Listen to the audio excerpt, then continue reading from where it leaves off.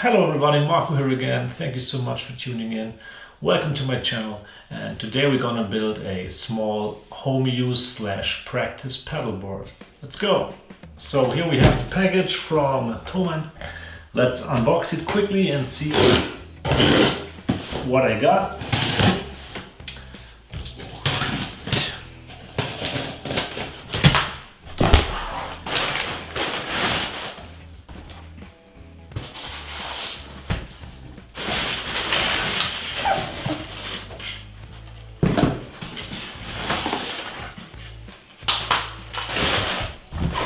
Okay, so that's everything that came in this box, and well, it's the board, it's a power supply, it's 4 patch cables and a regular guitar cable that I want to use.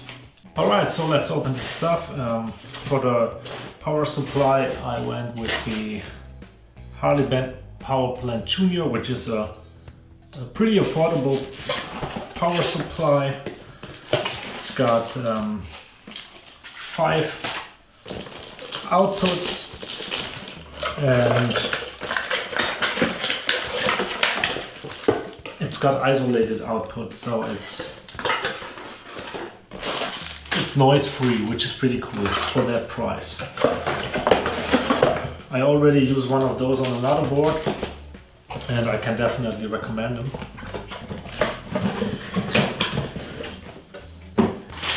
They also come with this DC cables, which is pretty nice, so I can use them right away. So, and for the pedalboard itself, I went with the Harley Benton Spaceship 50C, which is the smallest pedalboard and I guess the most affordable. But I definitely want to have a small board at home and not a big one, so it's perfect. I guess it should fit like 4 or 5, even 5 regular boss-sized pedals, so it's pretty cool. Let's see what it looks like.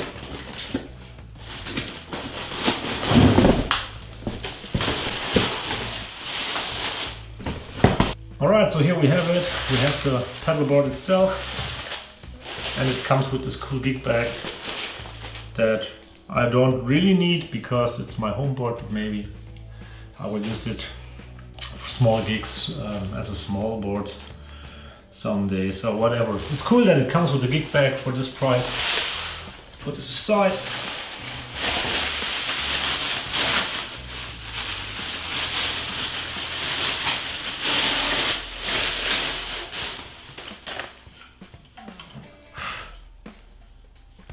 So here we have it, the Harley Benton Spaceship.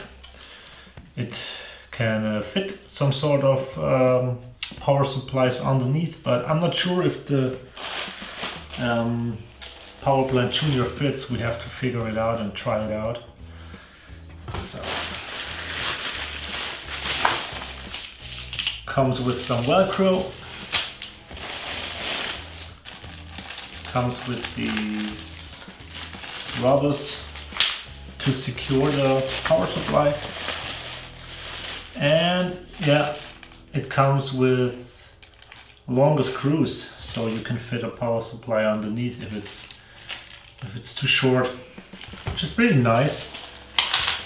Back in the day they didn't come with this spare screws, but now they do, because yeah, let's say Harley Benton learned a few things. So I already changed 3 or 4 screws. Now I want to show you how it's done with the last one. It's pretty easy. It even comes with the Allen key to do it. There we have it. Just get rid of the short screw. It's a really short one. Now you take a long one, put it in the rubber feet. Take your first mother to get the first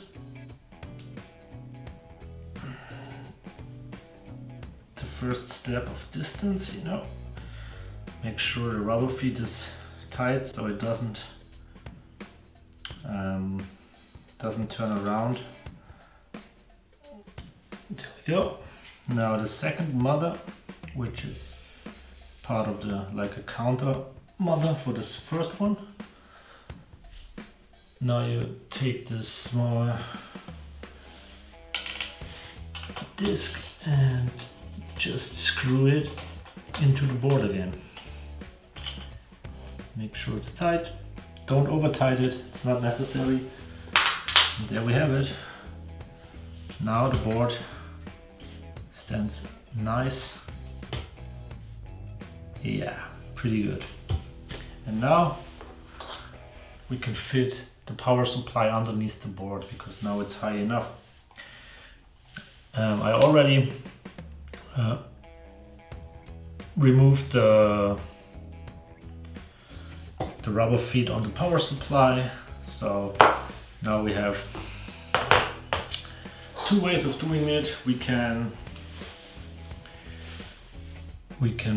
put it underneath the board and secure it with those rubber bands, and we can also use Velcro. I guess in the first step I will just use it with the rubber bands because it's easy detachable if needed. That's definitely fine because it cannot go anywhere, because here we have the board and it's really tight. I actually thought I would do it with the Velcro, but I guess that's definitely good enough, and we have one rubber band as a spare. Cool. So let's see, where's the front and where's the back. Okay, interesting. That's not good, because with the rubber band the power supply is too high. No. So we need Velcro. Too bad, but okay. That's how it is. Alright, so it's not that easy, because with these two mothers and the rubber bands, it's not high enough, so I need to take another 4.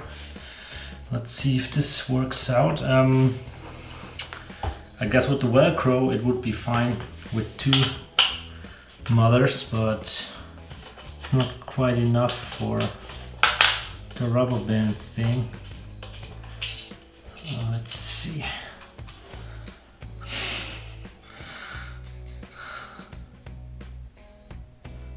Now we have 3 mothers on the screw. Well, there's enough thread left to hold it nicely, but it's getting higher and higher. But okay, I guess that's fine.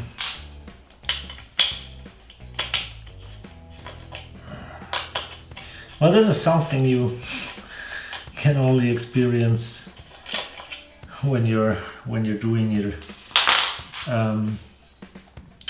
I forgot to, like I said, I wanted to do it with Velcro, but I forgot to get the soft part of the Velcro, so I only have one part of the Velcro, so I cannot use it. But it's okay. Let's try it with the 3rd mother.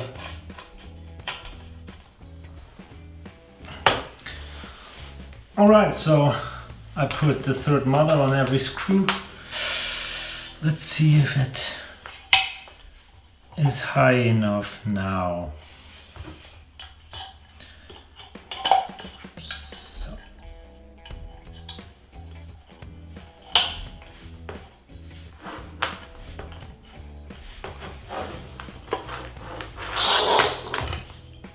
Yep. There we go. That's good. That's fine. Perfect. That's good. All right, now let's look for the pedals we want to put on top of it. Let's go. Okay, so there we have all my pedals. We have power supply underneath my board. Now we can start putting the pedals onto the board. Okay, so what I definitely want on my board is my looper.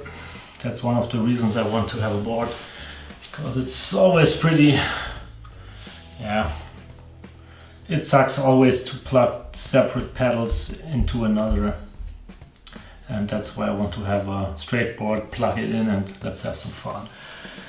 Looper comes last on the chain. What I want to have as well is a delay pedal, just in case I want to play some ambient stuff, or I want to thicken up my solo parts for my quick jams. And I want to have an overdrive pedal, which can also act as a booster. So Tube Screamer, perfect. This Tube Screamer has a hot mode as well, so it can cover low gain, mid gain, and even some nice high gain stuff. So that's going on my board. And I want to have a fuzz for some fuzzy action, because fuzz is always fun. Now it's the question, fuzz before or after overdrive? On my other board I have to fuzz after my overdrive, and it felt better back in the day. In this case it would make sense to put it there so I can hit it better.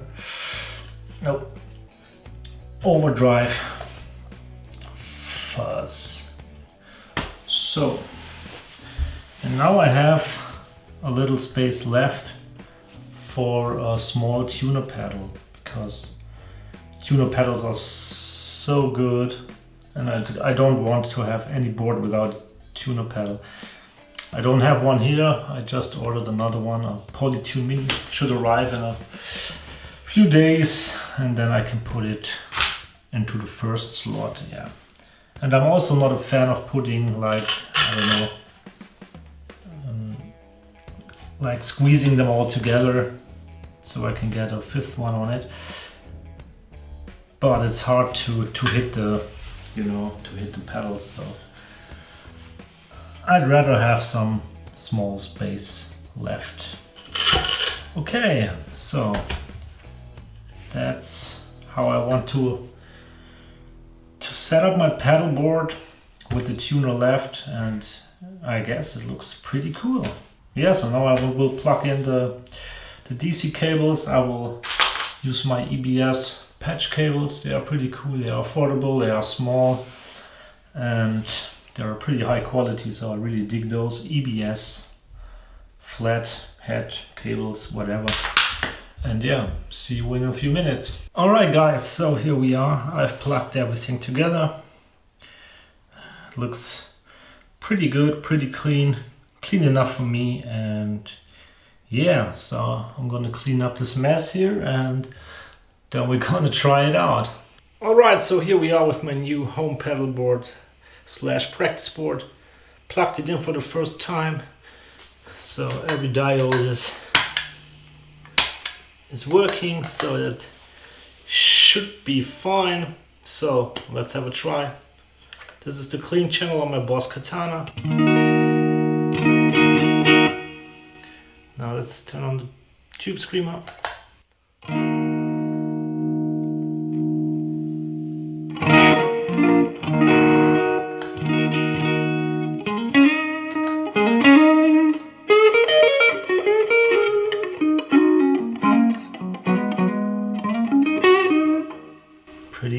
Pretty cool, that works.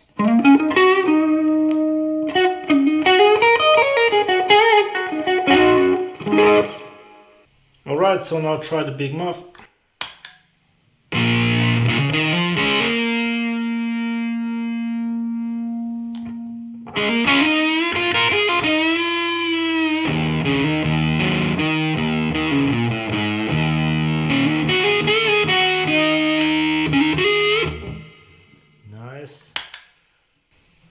Now the Ibanez DE7 delay echo.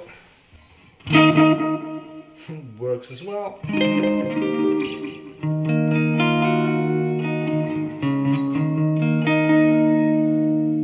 Okay, so the setting is not pretty good now, but I guess.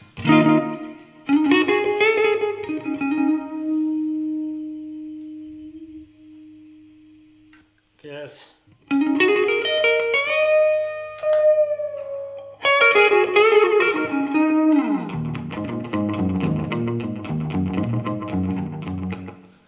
Guess that's cool. So now if the looper works, I am happy.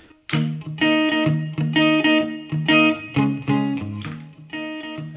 there we go. And now I can use all my different effects into the looper. Like this.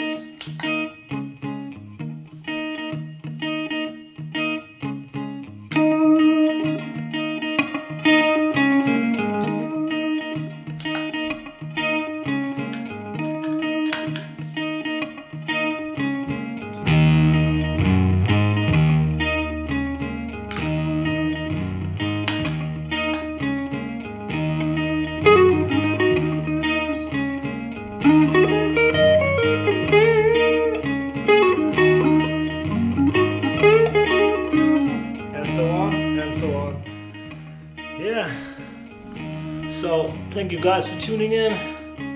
That's it for my short video about my homeboard. Like I said, gonna put a small tuner on this and then we are fine. Alright, so thanks for tuning in, and I guess we're gonna see us in the next one. Subscribe, give me a thumbs up. Peace.